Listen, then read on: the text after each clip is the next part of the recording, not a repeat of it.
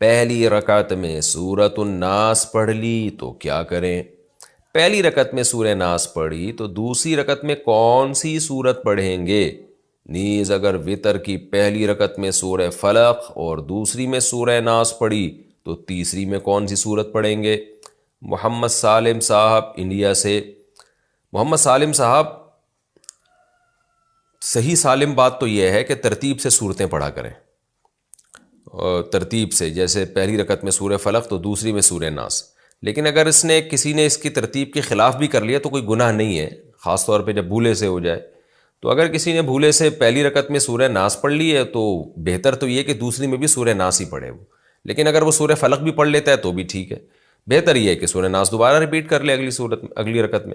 اور اگر وطر کی پہلی رکعت میں سورہ فلق اور دوسرے میں سورہ ناس پڑھی تو تیسری میں سورہ ناس پڑھ لے، دوبارہ پڑھ لے، نہیں تو قل ہو اللہ پڑھ لے دوبارہ، تو اس میں کوئی ایشو نہیں ہے۔ بہتر ہے ترتیب سے پڑھیں، اگر غلطی سے ترتیب آگے پیچھے ہو گئی ہے تو بھی کچھ نہیں ہوتا اس سے۔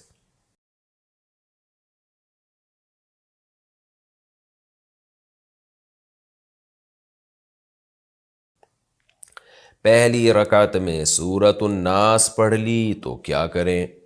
پہلی رکعت میں سورہ ناس پڑھی تو دوسری رکعت میں کون سی سورت پڑھیں گے؟ نیز اگر وطر کی پہلی رکعت میں سورہ فلق اور دوسری میں سورہ ناس پڑھی تو تیسری میں کون سی سورت پڑھیں گے؟ محمد سالم صاحب انڈیا سے۔ محمد سالم صاحب، صحیح سالم بات تو یہ ہے کہ ترتیب سے صورتیں پڑھا کریں، اور ترتیب سے، جیسے پہلی رکعت میں سورہ فلق تو دوسری میں سورہ ناس۔